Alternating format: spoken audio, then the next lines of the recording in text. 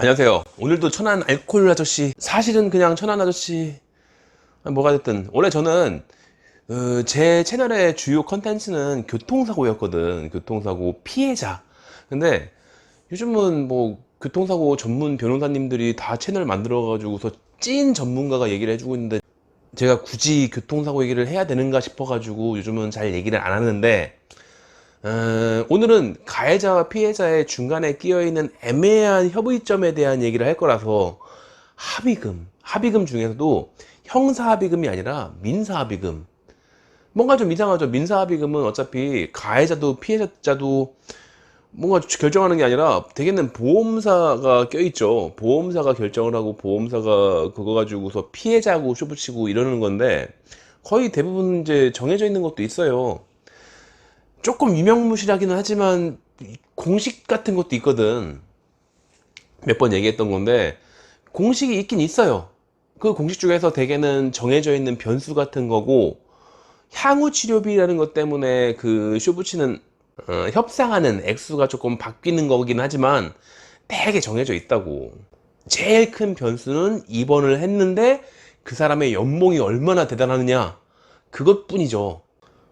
똑같이 2주를 입원해서도 연봉 10억인 사람하고 백수하고 차이가 나겠죠, 당연히. 어쨌건 어느 정도의 오차는 있긴 하지만 되게 그래도 이제 공식 같은 게 있으니까. 그러니까 지금 현재 형사합의금처럼 막 마음대로 하지는 않는단 말이에요. 공탁제도가 없으니까. 그러면은 어차피 큰 차이 안 날 테니까 민사합의금이야 뭐 별로 신경 쓸 것도 아니다 라고 생각하겠지만, 그게 신경을 쓸 수밖에 없는 이유가 있어요. 피해자의 입장에서 보면은 피해자는 형사합의금을 잘 모른단 말이에요. 가해자야 뭐 거기 변호사도 붙어 있고, 나중에 공탁제도가 부활하게 되면은 대략 통상적인 공탁 금액도 정해져 있을 테고, 그런 것들에 대한 정보가 가해자한테는 있잖아요. 근데 피해자는 그런 걸 잘 모르거든. 그렇기 때문에 어떻게 될지 모르지만 어차피 형사합의금은 가해자한테 그 주도권이 있는 거니까, 그러니까 그냥 일단 1,000만 원 불러보고 말고 이러는 거죠. 1,000만 원 불러서 주면 좋고 아니면은 말고 뭐 이런 식인 거지. 그래서 피해자 입장에서는 그냥 형사합의금을 포기한다라고 생각할 수도 있는 거예요. 아니 주면 좋고 아니면 말고. 왜냐면 민사합의금이 있거든. 민사합의금은 아까도 얘기했지만 공식이 있잖아요, 공식이. 근데 그 공식이 좀 오차가 크다고 했죠. 그 오차는 요거 때문에, 향후 치료비 때문에. 그래서 일반적으로는 피해자하고 보험사하고 합의를 할 때에는 이 향후 치료비를 어떻게 할 것인지에 대해서 맨날 싸우고 그런단 말이에요. 이거를 조금이라도 더 아끼려고. 그런데 음주사고나 뺑소니 이런 것들은 가해자가 이 민사합의금을 나중에 다 낼 거예요, 보험사에다가. 그러니까 보험사는 이거를 굳이 아낄 필요가 없어요. 물론 아낀다는 인상은 주고 싶어 하지. 자기들이 그냥 놀고 먹는 건 아니다. 그래서 가해자가 야, 니는 왜 이렇게 뭐 합의금을 그냥 엉망으로 뭐 대충 막 펑펑 써? 뭐 이렇게 하려고 하더라도 여기 할 말이 다 있어요, 보험사에서는.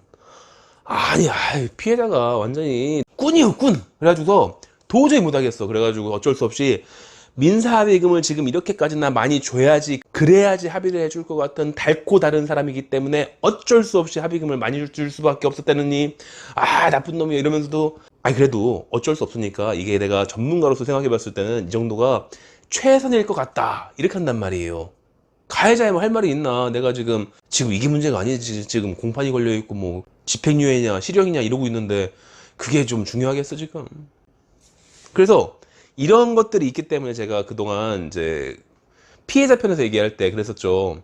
형사합의금은 어차피 가해자의 재력에 의해서 결정되는 거니까 뭐 정해져 있는 금액이 있는 게 아니다. 뭐 일반적으로는 뼈가 부러지지 않았을 때 형사합의금은 보통 100에서 400 정도를 주려고 하는 경향이 있다. 근데 그보다 훨씬 많이 받을 수도 있고, 가해자가 부자면은, 혹은 가해자가 지금 정말 힘든 상황이면은 못 줄 수도 있다, 그런 얘기를 했잖아요. 다만 민사합의금은 그거는 이제 상관없어요. 민사합의금은 어차피 보험사가 줄 거야. 뭐 이 사람이 줄 능력이 안 돼? 상관없어. 보험사가 다 준 다음에 다 뜯어내 나중에. 그렇기 때문에 음주운전의 피해자는 가해자로부터 형사합의금을 얼마를 받을 것이냐를 별로 생각할 필요도 없고, 그냥 민사합의금을 넉넉하게 주니까. 왜냐면은 보험사는 별로 신경 안 쓰니까. 그러니까 민사합의금을 조금 좀 과하다 싶을 정도로 많이 불러도 된다 라고 했었어요. 실제로 그렇게 이루어지고 있죠, 합의가. 그런데 이거를 가해자 입장에서 보면은 환장한다고. 분명히 별로 다친 것 같지도 않은데 어디 가가지고서 뭐 한 2, 3일 입원한 다음에 치료비 플러스 뭐 향후 치료비 어쩌고 해가지고서 합의금 700 이러면 환장하죠, 진짜. 가만히 생각해보면 치료하는 입장에서 생각해보면은 700 뭐 그냥 작정하고 하면은 금방 나와요. 그거 그냥 통원 치료만 하더라도 한 2달 하면은 400 정도 치료비 나올 테고, 합의금 300 정도 달라고 하면은 뭐 면제금 다 받을 건데 보험사가 그걸 아끼겠냐고. 그래서 가해자 입장에서는 지금 대강 예상되고 있는 벌금이라든지 이런 것보다 민사합의금이 더 무서울 수도 있어요. 왜냐면은 그 치료비와 합의금을 전부 다 어차피 내가 내게 될 거야, 앞으로 미래에. 지금 당장에 돈이 없더라도 언젠가는 보험사가 준 다음에 다 뜯어갈 거야, 나한테. 그러니까 제일 무서울 수 있죠. 특히 만약에 피해자가 4명이야. 근데 4명이 각각 한 800씩 달라고 해. 그러면은 8, 4, 32 요게 3200 나가는 거예요. 그냥 인사사고만 가지고서 3000이 날아가는 거 시작하는 거라고. 내 치료비, 저 차의 수리비, 내 차의 수리비 이런 거는 다 있고, 그냥 피해자들의 민사합의금만 해도 어마어마하죠. 만약에 그 중에 한 명이 뭐 변호사거나 의사거나 삼성 임원이라거나 이러면은 정말 장난 아닌 거고. 그래서 음주운전에 뭐 일단 저랑은 관계가 없긴 하지만 뺑소니도 마찬가지고, 음주운전에 피해자와 가해자가 있을 때 민사합의금은 반드시 보험사가 껴가지고 해주게 돼 있는데, 어째서 가해자가 이 민사합의금을 무서워하는 건지, 그리고 어째서 피해자는 형사합의금에 신경을 안 써도 되는 건지. 어차피 민사합의금이 넉넉하게 나올 테니까. 그럼 여기서 적절한 중재처가 있어야 될 텐데, 물론 이제 피해자는 합의금을 많이 받고 싶겠죠. 뭐 형사합의금 있으면 좋고 없으면 좋고 말고, 뭐 민사합의금은 어차피 많이 나올 테니까. 그리고 가해자는 형사합의금은 좀 적게 주게끔 할 수 있을 것 같긴 한데, 그건 어차피 가해자의 권리이니까. 근데 민사합의금은 이건 정말 감당이 안 되거든.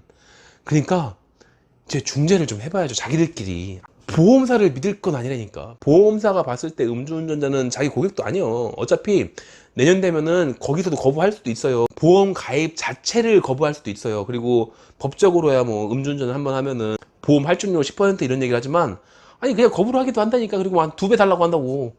뭐 방침이 바뀌어가지고서 당신의 기본 금액이 이건데 거기에다 10% 해가지고서 작년까지는 보험료가 70만 원이었지만 올해부터는 150 받겠다. 뭐 어쩔겨. 싫으면 딴 데 가보라고. 어차피 보험사는 당신이 교통사고를 냈으면은, 음주사고를 냈으면은, 비록 지금 초범이라고 할지라도 언젠가 45%의 확률로 재범을 할 거고 25%의 확률로 3범을 할 거를 알고 있기 때문에 음주운전 가해자를 자기의 고객으로 생각하지 않아요. 앞으로 미래의 고객도 아니지. 별로 관심 없어, 여기는. 그러니까 민사합의, 형사합의의 그 적정한 거는, 가해자는 그래도 좀 어디 물어볼 때가 있잖아요. 변호사가 있으니까. 그러니까 보통 형사합의금 공탁금액, 예상되는 공탁금액 이런 정도에다가, 그리고 민사합의금으로 적정하다고 생각하는 금액을 합쳐가지고서, 그 2개를 합쳐가지고서 민형사상 합의금을 그럼 조금 좀 크게 불릴 수 있잖아요. 그래서 좀 큰 액수를 가지고서 개인 합의를 보는 게 나을 수도 있다. 어차피 민사합의 다 보험사가 다 내주고 나중에 다 뜯어갈 거니까 그걸 미리 줄 수도 있는 거지. 그거를 나중에 뺏기느니 지금 미리 좀 적당한 선에서 여기랑 합의를 하면 되는 거죠. 물론 피해자가 문제인데, 피해자는 가해자랑 만나고 싶어 하지 않아요. 그거는 알고서. 근데 이제 가해자로서는 지금 아쉬운 게 가해자잖아요. 그러니까 제발 만나달라고 해가지고서 납득할 수 있는 적당한 금액을 내야지. 어차피 여기서 뭐 막 때려댈 거거든. 민사합의금을 때려댈 테니까. 형사합의금이야 내가 주든 말든 맘대로 하는 거잖아. 그거 알고 있잖아요, 가해자들은. 근데 피해자는 뭐 이걸 다 포기해버리고 민사합의금을 다 때려댈 테니까. 그러니까 중간에 적정선을 만나서 얘기하는 게 제일 좋을 것 같아요. 물론 숙이고 들어가야지. 여기는 만나줄 생각이 없을 텐데. 답답해서 얘기를 해보는 거예요. 가해자는 맨날 뭐 피해자는 별로 다친 것 같지도 않은데 뭐 합의금이 이게 말이 되느냐, 치료비가 왜 이렇게 많이 나와, 이러고 있고, 피해자는 형사합의금 후려치고 있다느니 민사합의금은 보험사에서 주는 거 아니요? 이러고 있고. 그러다 보니까 다 빠그라지고 협상이 결렬되고, 결론적으로 피해자는 형사합의금을 못 받고 민사합의금 맥시멈으로 받고, 가해자는 민사합의금 때문에 허리가 휘고 이런 상황이니까 적정선을 보험사 그냥 빼고 이렇게 하는 게 나을 수도 있다. 물론 둘 다에게 이득이 되는 방향으로. 이게 잘 되면은 피해자도 가해자도 서로 윈윈이 될 수 있겠지만 근데 좀 쉽진 않죠. 그러니까 지금 아쉬운 사람은 가해자니까 가해자가 찾아가가지고서 숙이고 들어가가지고서 해야지 뭐. 피해자가 별로 안 다친 것 같아 보여도 실제로 어떻게 알아? 눈으로 보이간 그게. 그러니까 무조건 사과하고 그렇게 해서 적절한 합의를 해야 되고, 이건 돈 문제를 떠나서 가해자 입장에서는 그 양형자료로도 피해자의 용서를 받았다는 건 굉장히 중요한 의의가 있는 거잖아요. 그러니까 가해자부터 그렇게 해보자고. 물론 피해자분들이 좀 생각해 봐야 되는 것들이 있는데, 이게 민사합의금을 보험사에서 막 대충 막 준다고 했잖아요. 그래가지고서 막 좀 뭐 말도 안 되게 뭐 불려가지고서 하는 분들이 있단 말이야. 이게 뭐 한의원도 갔다가 뭐 한의원 갔다가 저녁에는 몰래 양방병원 갔다가 외과 가고 뭐 통증의학과 가고 내일도 가고 모레도 가고 이완해서 안 된다고 하면 저한의원 가고 막 이렇게 해가지고 누가 봐도 좀 수상쩍은 방식으로 하는 경우가 있어요. 그러면은 합의금이 굉장히 많아져요. 여기서 제가 알려드릴 수는 없지만 불법적인 방법을 통해 가지고서 어마어마하게 치료비를 부풀려 가지고 그 치료비를 기준으로 해서 합의금을 부풀리는 불법적인 방식이 있거든. 있어요. 그걸 어디서 한 번쯤 들었을 거야. 그게 불법인지 아닌지 모르지만 뭔가 편법처럼 그게 부풀리는 방식을 친구들한테 들었을지도 모르는데, 이거는 나중에 가해자가 자기가 좀 안정이 됐을 때, 이제 좀 사건 처리가 되고 마음의 평정을 되찾았을 때 민사소송을 걸 수 있어요. 수상쩍은 게 있으면은 그럴 수 있죠. 그래서 제가 이제 피해자분들이 조금 무리한 얘기를 하고 있을 때 한 칼에 끊는 이유가 그런 거예요. 나중에 역으로 소송을 당하기도 해요. 과하다 싶으면은.